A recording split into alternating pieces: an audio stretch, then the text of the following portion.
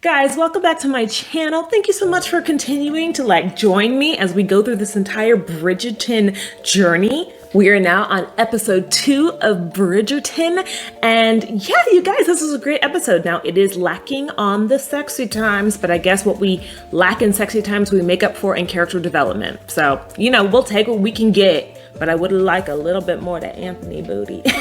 I'm in booty. Just give me some, okay? Before we begin, please remember to like, subscribe, share. Let's just be a part of this whole Bridgerton community together, all right? The episode starts off with the birth of Simon. This is actually very similar to what happens in the book. His mother's obviously having an incredibly hard birth, and then Lady Danbury shows up during a particularly hard time in the birth, and the Duke is over here just talking to the men who being yo, I just need a son. I mean, he doesn't care about this woman at all. That is completely true. In the book, he actually says his wife knew her place and she needed to continue to try having children. Lady Sarah, I guess her name is, actually had already miscarried multiple times, and the doctor even said if you try for another child, you will probably die. And then she tried for another child because that's what the Duke wanted, and then she died in childbirth. So we hate the Duke of Hastings. We hate the Duke of Hastings. Finally, she delivers a beautiful baby boy, but she has unfortunately lost too much blood. She dies on the childbirth bed, and the only person who seems to care is Lady Danbury because, there's the Duke of Hastings over here caring about the fact that he has a perfect son. Such trash. We fast forward to today where Simon is actually sitting in his mother's room, kind of thinking back to different moments in his childhood. And it's something that we're actually going to see over the course of this episode, why Simon hates his dad so much. It is fully earned. His dad was a terrible human being. His dad was a piece of trash. Simon then makes his way to the park where he's continuing his farce with Daphne. They are talking about basically haggling how many times they're going to show up in society and how many times they're going to show up to balls together. I love their little haggles because, guys, they like each other. Again, I was worried about the chemistry between them, but they got it. They got it. Now, everybody at this time has now figured out that Miss Thompson has gotten pregnant, but it's really great because at this time, people did not explain to girls in high society girls how sex worked, right? They apparently had never seen farm animals do anything. Their brothers were out here fornicating with every damn thing, but they didn't know. So none of the girls understand how it happens. So you have Philippa and Prudence and Penelope being but how did she get pregnant, Mama? And her mom's you can catch it. Don't even go near Marina. Don't ask her. You can catch whatever she has. So it's actually awesome over the course of this episode to watch Eloise and Penelope be but how are babies made? Can you just catch this on the street? We didn't even know babies could be made outside of the marriage bed. So it's sad because you're tell these girls something, come on now, but also very, very funny. Meanwhile, in the Bridgerton salon, the family speaks of Daphne being courted by the Duke. So then Eloise actually bursts in and is just how do you get pregnant? How does this happen? Did you guys know it could happen outside of marriage? Which Lady Violet shuts down, even though Colin does try to tell his sister what's up. Thank you, Colin. And then the most exciting thing, callers. Daphne finally has male suitors trying to get in there. But then guess what? Guess who cock blocks again? Anthony, who shows up with Nigel Burbrook and is upset that his sister wasn't oh, yes, thank you for hooking me up with Nigel, brother. I'll just let my life go and I'll just stay with this man. I mean, again, Anthony is just the worst in this show, man. Oh my God. So yeah, Anthony bursts in, sends all the suitors home, and it's just what are you doing? I already hooked you up with Nigel. Obviously, Lady Violet is upset, no, your sister's being courted by a Duke and multiple men, and Daphne's upset by it, and he just keeps being I'm the man of the house. Okay, so I'm gonna do what I'm gonna do. Daphne is obviously upset about the whole situation, and then Lady Violet, very wrongly, is no. Once Nigel sees that the Duke is courting you, all of this will be fine. Wrong, girl. Nigel is insistent, and this gets worse. Then Simon, like many a man, goes to his boxing club, and he is boxing with his friend Will, who, by the way, Will, I am married, but Will, hello. I mean, that man, he's looking. All the men in this show are looking good. So he's boxing with Will, and then in bursts Anthony in a rage. What are you doing with my sister? Why are you dallying with my sister? She's my sister. You are my friend. Do you not care about me? Simon obviously can't tell him what's going on. You know what? In the book, Anthony gets told by Daphne and Simon, because Anthony's like, what's happening here? You're never going to get married. What are you doing with my sister? And they end up telling Anthony, which works out so well because then Anthony is in on it the whole time. He's helping his sister try to get suitors. I guess they really wanted some conflict, especially with Lord Burbrook. They had 8 episodes to fill out. But I kind of miss Anthony being in on it because, again, Anthony in the books wanted to help his family. So he wanted to help his sister meet the right type of person. But I kind of get it. I get it. I won't harp on it. But yeah, in the books, a little different. We then flash back to a young Simon. He's unable to speak around his father. His father's like, what's going on with him? What's going on with him? And that's when we find out that Simon has a speech disorder. He has a stutter. The show calls it a stammer, a stutter. Same difference, I guess.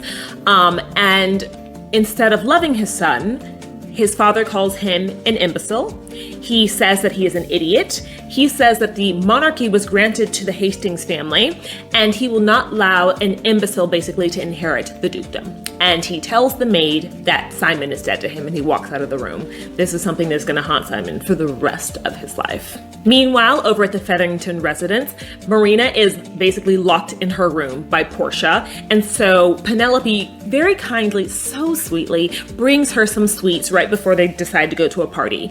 Now, Penelope then, she is still not understanding how sex works, girl. I understand. I like where your mind is at.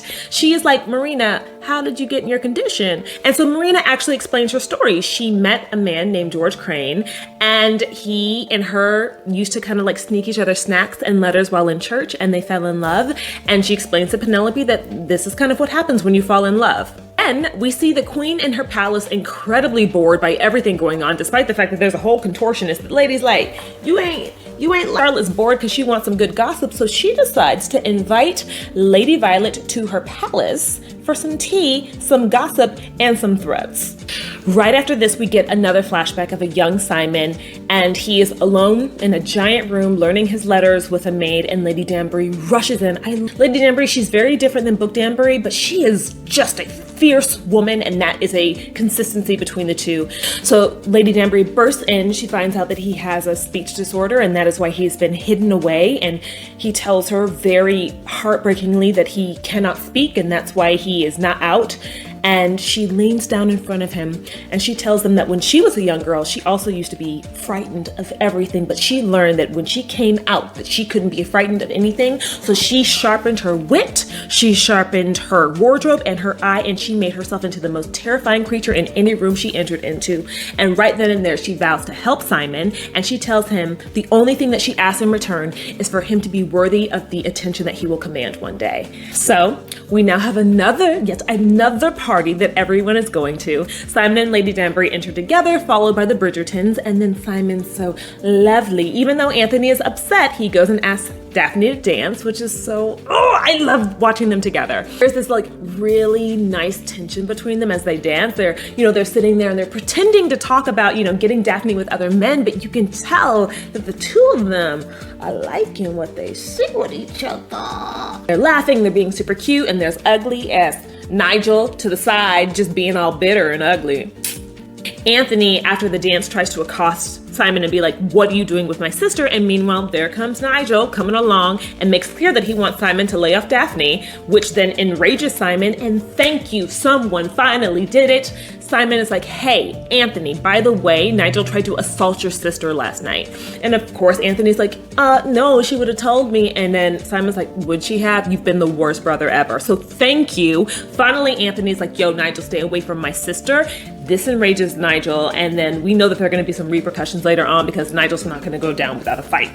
After the party, after Simon has dropped off Lady Danbury, he decides to walk home by himself, and guess who's following him?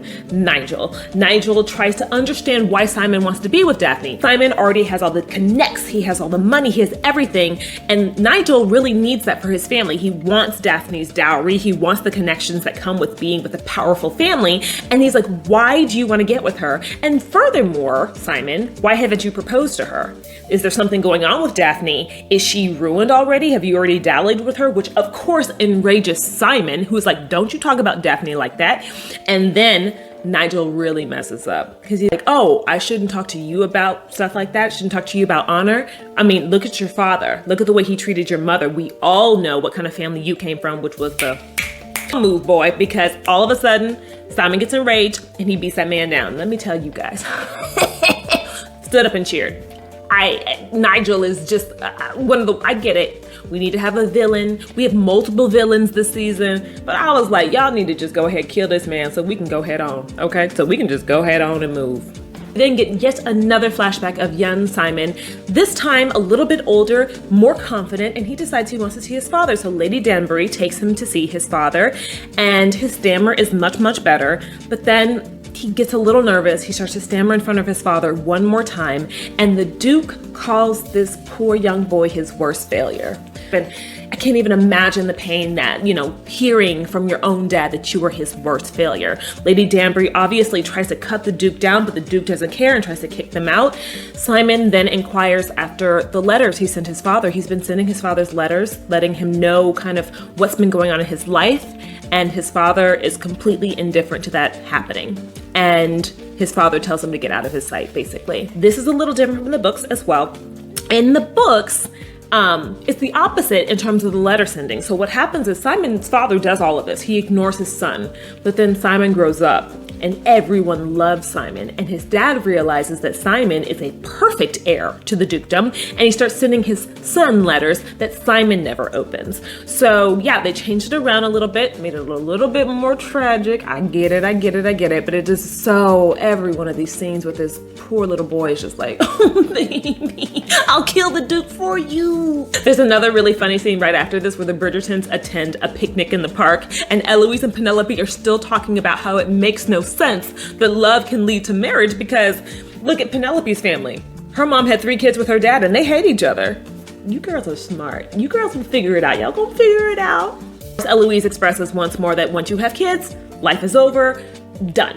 What's interesting, I saw some people on Twitter talking about I guess they hadn't finished the series yet, and they haven't read the books. They were like, are Eloise and Penelope lovers? Guys, that is an excellent theory. It's wrong, but I absolutely love where your mind is at. Anthony then is like, oh, Daphne, why didn't you come to me for help? I would help you. And Daphne's like, what are you talking about? You've been messing up my whole entire season. You haven't listened to me once, and the only reason you listened is because another man told you. Bye. And then Simon kind of comes along and takes her away. And then Daphne, she's doing her thing. She has a unbuttoned cuff, and she's like, Simon, button it, in front of the other men in the park so the men can see Simon kind of very tenderly buttoning up her cuff, get them a little jealous. Ooh, my girl, she knows what she's doing though. But it's also a really sexy, tender moment between the two of them, because I think he's touching a little bit of skin, you know what I mean, as he goes down and buttons that cuff. Then Nigel, of course, explodes into the park, holding a special marriage license for him to marry Daphne in 3 days' time. He tells them that he will ruin Daphne's reputation and tell everyone that he was with Daphne on the dark walk at Vauxhall unless she marries him. And then he storms out, and it is just like, somebody gotta kill that man. Why wasn't there more killings? I mean, y'all got the money, just hire an assassin. Anthony, of course, is like, no, wait, guys, I'll duel with him. And Lady Violet's like, boy, just sit down somewhere. And then Daphne says, no, you can't. It'll ruin our family. What if he ruins me before you even get to the duel? I'm gonna have to marry Lord Burbrook.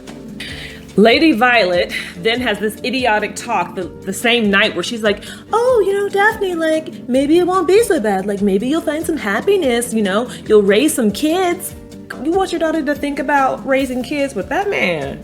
Girl, now you need to get out of the bedroom, okay? And Daphne tells her that she wants the kind of marriage that her parents had. And it's funny because Lady Violet didn't say anything. Literally, the closed captioning said, Lady Violet chuckles. What you chuckling at, ma'am? Meanwhile, something that happens over the course of the show, my main girl, Eloise, is in the garden late at night, smoking that cigarette like the bad bitch that she is, and she gets caught by Benedict, who at first acts like he's all mad, but then he also wants to smoke with her, and she just kind of explains like she wants a different life. You know what I mean? That she's not going to get to kind of have the life that she wants to have. And she kind of explains that she wants more from life. And then Benedict's like, yeah, me too. Benedict, you're a man. You want a different life? Go after it. You're a second son. You don't have the responsibilities of the Viscount. Go do something. This is my favorite part because Lady Violet attends that tea with the queen, right? And the queen absolutely, while sniffing her snuff, threatens Lady Violet and it's just like, hey, remember when I said your daughter was the incomparable? So what you need to do is make sure she marries the Duke because I don't like to be wrong. So if your daughter doesn't marry the right person, you're gonna make me wrong. And you don't wanna make the queen wrong, right? Violet's like, oh shit, I gotta do something about this. And that is when Lady Violet turns into the woman I needed her to be from the start. Now, book Lady Violet would have figured this out by now. You know what I mean? Like this Lord Berbrooke stuff, she would have already had done something. So it is good to see Lady Violet kind of like getting kicked in the rear and having to take some action. They realize they have to get Daphne out of this and they invite the equally odious Lady Berbrooke, Nigel's mom, over to entertain her. And so while they're entertaining her, Daphne's lady maid is able to get some salacious information out about Nigel from Lady Berbrooke's lady maid. So basically what we find out is that Nigel has a kid from one of the maids and he kicked her out of the house before the baby was even born because he's a nasty motherfucker. And then they do what they say ladies do. They talk, they spread it all around town. Lady Violet spreads all the information at the modiste, the maids start spreading the information to other maids, it gets written up in Lady Whistledown and then makes its way to the gentleman clubs where Nigel eventually figures out that everyone knows his business and guess what he does? He leaves town. And what is that? That's when Mary had a little lamb. Like that, it's over. Lady Violet handled that shit, okay? And Anthony tries to be like, oh mom, like I can help, I can like do stuff. And Lady Violet's like, nah, son. I know how to handle this whole season, so you can just step out. And then he walks away and then she chuckles warmly and thank you, Lady Violet, that was an appropriate place to chuckle. Meanwhile, we've got poor Marina writing these letters to George while confined to her room. Poor girl, her storyline is just like, Daphne is getting ready for yet another ball and Eloise and her actually have a conversation about how Eloise, again, does not want this life, especially after what their mom went through, losing their dad and almost losing their mom to the grief. Now, I think this kind of now makes more sense to me why Eloise is so anti-marriage. Yes, she also wants to have a very independent life, but this is something you will find out later on in the books. I don't think it's a huge spoiler. Eloise is the one who watched their dad die. So in addition to being the one with their dad when he passed away, she also then had to witness her mom basically go through massive amounts of grief. So, and then, you know, Daphne is over here being like, but yeah, she had us to take care of, so she continued on. See how great family is? And Eloise is like, I watched our dad die in front of my eyes. Like, no, thank you. So I kind of understand more where Eloise is coming from in terms of not wanting to really fall in love at all. Simon and Daphne attend yet another ball looking absolutely gorgeous. And they dance together and Daphne really kind of steps into her strength. She's like, yo, Simon, this is not a ruse for me. This is not just a game for me. I have to find a man. Like, this is what I have to do. And so Simon, he's kind of like, I think he's really impressed with her and he's like, yo, okay, we in this together. So you need to start calling me by my Christian name, Simon. Now, if you've never really read historical romances, when a man and a woman start calling each other by their real names and not by their titles, Heavenly Father, dear Jesus, thank God. It's such an intimate, sexy act. And so I was just like, whoo! And then Simon takes his bare hand and touches her right on her back and baby, I got tingles in my fingers. It was just such a beautiful, sexy, tension-filled moment for the two of them. Even as they were, you know, talking about hooking Daphne up with other men, I just was like, ooh, I can feel the chemistry between the two of these people. Daphne, obviously, their plan is working. She gets asked out by another man, and it was really nice to see Simon be a little upset by it. Like, to see him be a little jealous about it. I was like, oh, you want her. You don't want to want her, but you want her. And that's some of the things that we couldn't quite get in the book. It's the glances, it's the seeing him try to fight his feelings for her. And that's why I really, really, really like Simon in this TV show. Then we get our final scene of the show. Simon visiting his father on his deathbed. His father has heart failure and his father now is like, oh great, look, you're so worthy of the dukedom, my son. And then Simon leans down to that man and he's like, let me tell you something. I'm never getting married. I'm never having children. The family line will die with me. Now, this is the most important thing to the Duke, right? Having that family line continue. And the fact that Simon is throwing it all away, basically, because he hates his father. And his father, right then and there, perspires, the man dies. Simon looks over his dead body, and Finn. Yeah, this was a great episode. Again, very, very light on the sexy times, but we're building up the characters, we're building up the story, so I'm okay with that. I don't know how I felt about Nigel Burberg's storyline. Again, in the books, it's such a small part of the story, and it was just kind of like, I'm not sure it added anything. I honestly think they could have cut all of this out and just had the show be 7 episodes long. You know what it did do though? It did allow us to see Lady Violet be a viper. It did allow us to see her be like Mama Lion, which I really appreciate, and it allowed her to take the reins away from Anthony in terms of how Daphne's season was gonna go. So it did help in that regards. I also really liked that the show was very much hammering home to a contemporary audience that women at this time period, women of high society, not lower society women, but women of higher society would not have understood how babies were made. They would not have understood, they don't even know what sex is. All they know is men and women got married and then babies would happen. So I like that they very much were like contemporary audiences. We know you guys have understood about this for a long period of time in your lives.